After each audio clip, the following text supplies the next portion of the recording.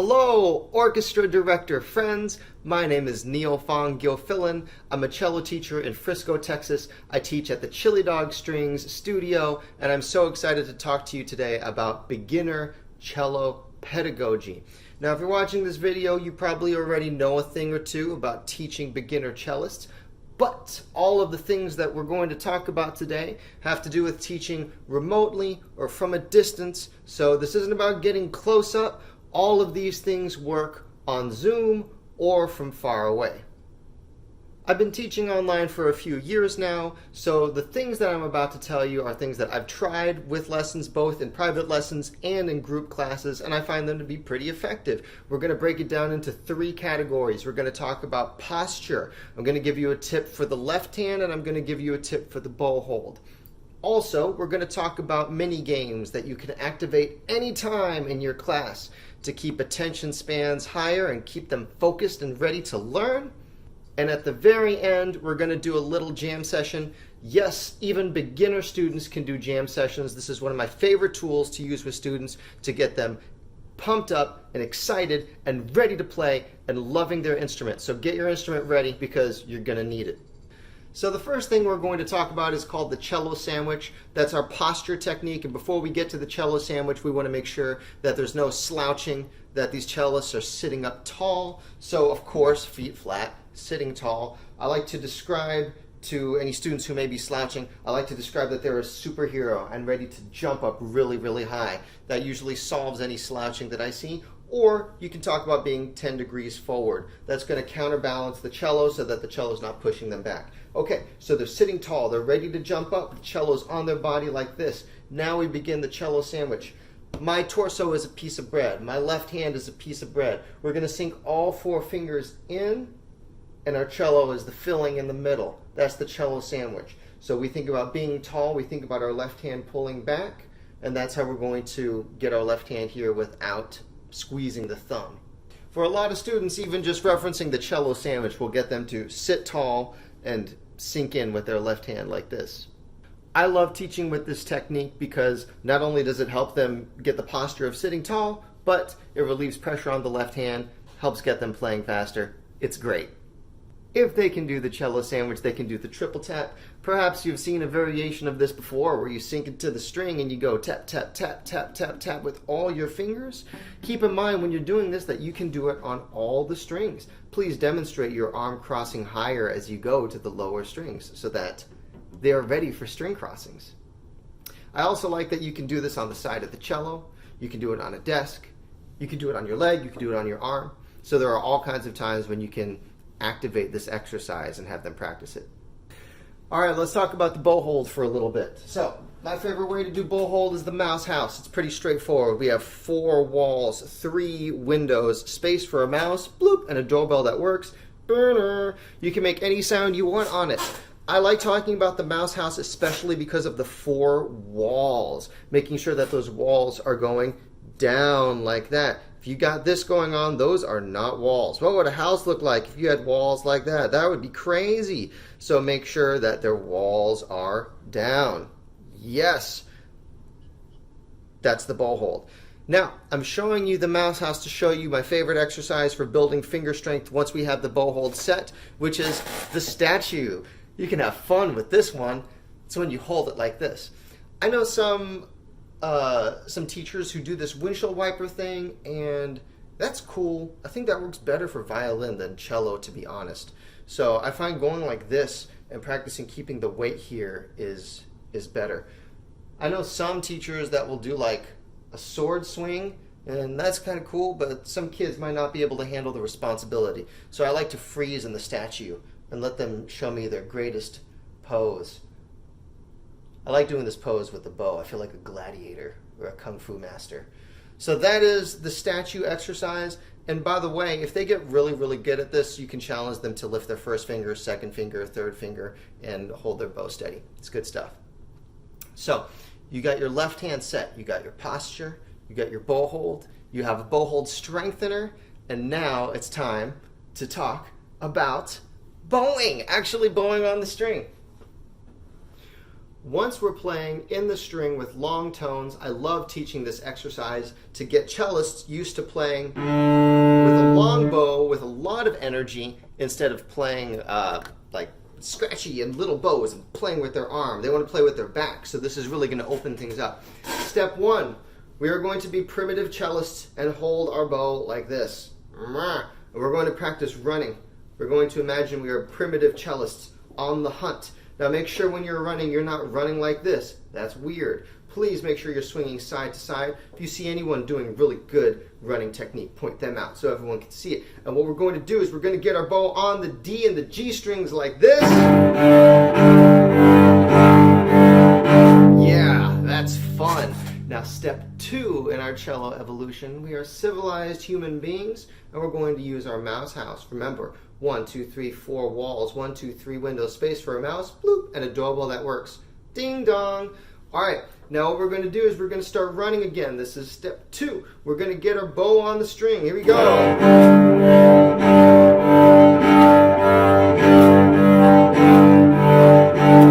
that turn.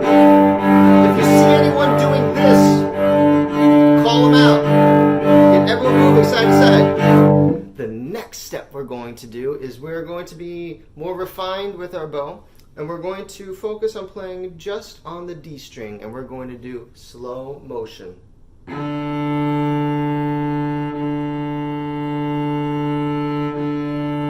can either keep your arm down here.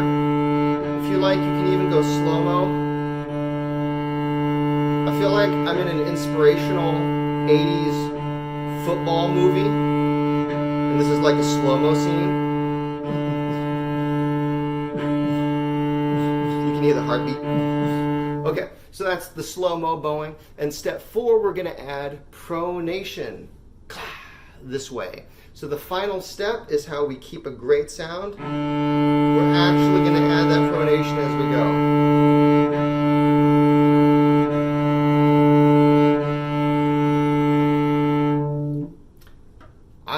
I often call that the doorknob. I call that the doorknob when we're doing that. I want to throw one bonus exercise in there because when doing this exercise with running with the cello and evolving through all the different stages, you may end up with crooked bow syndrome from your cellist. And if you do, it is not a bad idea to practice the bow ghost when you hold your bow here, boop, and just trace the bow on here, making sure that it's straight. So that's another thing you can do. If you notice big mega curve with your students' bowings, you can always take a moment to do the bow ghost. Spend some time on it. Ask them how their day was and what's their favorite color. It's good to take time on the bow ghost. All right, so now you have some techniques that you can use with groups remotely.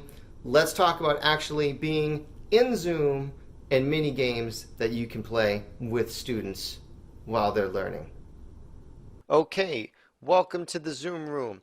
So if you can imagine being a student nowadays, sitting at a screen all day can get pretty tiring, and sometimes the last thing you want to do is do a whole bunch of repetitions that your orchestra teacher or private teacher is having you do. But you got to get the job done, and that's when these activities come into play. Boom! If I see eyes start glazing, my favorite thing to do is start playing a round of Hangman. Now what's fun about this is you can do this off of repetition. So the way I do it is every time they get a successful repetition, they get to guess a word. If you're doing this with a group class, I've done that before too, you can just pick a volunteer to do it. But hopefully they guess all the letters right and know what it is. Is it O? Is it D? Is it Q? No, it's not. And you start drawing the thing in here, but then they guess it right. It's Toda. Now, one time I was teaching a 5-year-old, and I was like, let's play Hangman. And he had no idea what I was talking about. And the mom was like, oh, they don't call it Hangman anymore. They call it Sleeping Man. And I think that's kind of fun. So sometimes you can do this. You just make a bed, and it's someone who's just like taking a nap or whatever. So anyway, that's the first one I have for you for repetitions. And the second one I want to show you is called the line game. You can also do the line game when you're getting repetitions done. Every successful repetition can get a line. Boom. And they play the thing again that you want. Boom. Yes, and then get it all through again. And you can basically, oh, that one was terrible. Oh, that one was terrible. Let me let me just fix it. Okay, so you do the next line. And every time they get a successful repetition, you just draw one more and you draw one more and you see if they can figure out that it's a music stand. That one is really, really fun. That one can be a little bit tricky sometimes on Zoom with how you coordinate like who says it. So you can sort of go down the line and ask people like to take their guess. That one's pretty fun. Um, and of course, as a bonus, you guys probably always figure that out. If you don't like drawing, you can always just use your fingers on the screen and let them see it if you're keeping track. If you say you're going to do it 5 times, let them see it like that. That's really fun. All right. The next activity works in person but is really, really great on Zoom, and that is listening. Of course, beginner students should be listening to a lot of music. They should be watching a lot of cellists, and this is your opportunity to get them discovering music on their own and getting them passionate about it. So when it comes to sharing music, please pay attention to this. Make sure that when you do share that you hit optimize screen share for video clip. I've seen a lot of people that don't do that and it just lags. So make sure you hit that. And get your list of cellists or musicians that you want them to listen to. Get your list ready. I always have Kevin KO on there for them to listen to. He's awesome. A lot of times I'll let students listen to the 440 Alliance. Shout out to the 440 Alliance. There's a lot of great stuff they can listen to. So yes, get your list ready of musicians to inspire. And one more technique that I see a lot of teachers missing out on is to have students type things in the chat. I've seen before when teachers are doing their things and one at a time, it's either one at a time students talk and it takes forever for everyone to get their ideas out, or it's just a lecture where they're silent and not really participating much. But typing in the chat is the best way to get them saying answers quickly, all at once, having discussions. And it can be anything as simple as from when you're starting to asking what their favorite food is to asking questions about what they're seeing. Like during listening, I like giving them a chance to type in the chat what they notice. What do they see about the way that they're bowing? What do they notice about the sound? Things like that, and getting them involved. Again, thinking about it from a student's perspective, they're picking up an instrument. They're just learning how to do it. They're getting all these scratchy sounds. They don't sound like Lindsey Sterling yet. But when they type in the chat, it gives them a chance to like, oh, I can do this, and then be ready to learn again when they pick up their instruments once more. I'd like to take a moment to talk about another concept, flipping the classroom. This idea was introduced to me by one of my teachers, Christian Howes, and it's been one of the most helpful things in my studio.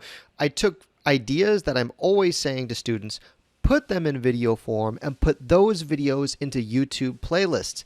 This has helped out in many ways.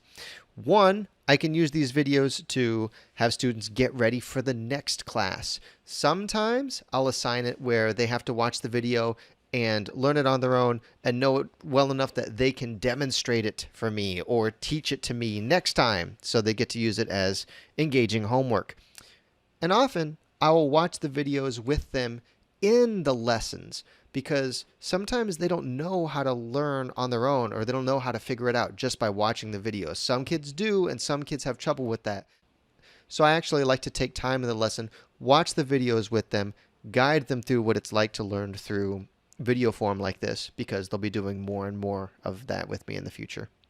Not only does this work well for assignments, but students who are real go-getters who want more to practice can get a sneak preview of what's ahead. And since they're videos that you made or that you curated, you know you'll be setting them on the right path. So that concludes my tips on what you can do with the Zoom platform. Now it's time for our jam session. So get your instrument ready. Okay, let's jam. So I use improvisation and call and response from the very start so that it doesn't look like some scary thing that they're going to do later one day. We start small. So I'm going to use the looper pretty much like I would use it in lessons. You can play with me. We're just going to go off of an E pentatonic minor scale. So I'm going to build the loop here. Okay, so...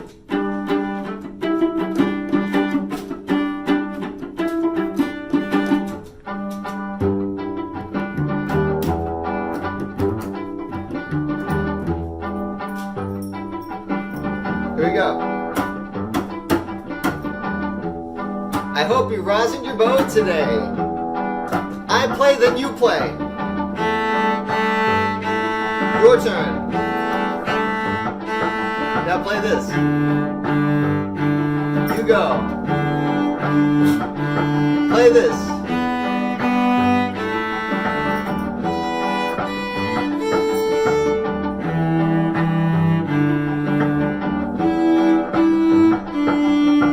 Yeah! Thanks, Rachel. That sounded good. Viola power. So something to keep in mind when you're doing these kind of call and response jams, have an objective with it. We're not doing this just to have fun. So maybe in this case we're practicing our mouse house, or maybe we're thinking about our cello sandwich. We're always having something in mind when we do it. What I like about this key is that you can use D, A, B, E, first finger, so it's really easy to play. But you can also get more advanced with it as your students get more advanced. So we'll keep going with it. Focus on whatever you want, bow hold, posture, and play what I play. We're going to get just a little bit more difficult because you can handle it. This is going to be fun. Here we go. Now you go.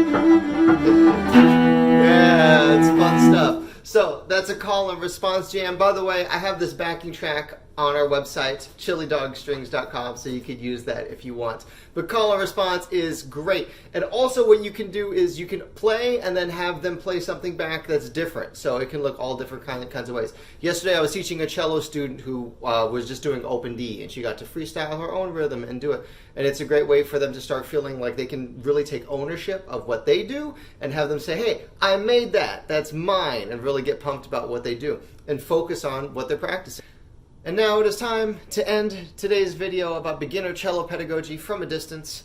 I want to thank you for watching. I want to give a big thank you to Eric Lane, and I want to also thank everyone at Toda who has worked hard to make this happen. I appreciate you guys. Thank you. If you have any questions, feel free to reach out. You can contact me on my website at chilidogstrings.com, leave a message, or you can send a DM anywhere at Chili Dog Strings, and I'm happy to talk about this more. Thank you guys.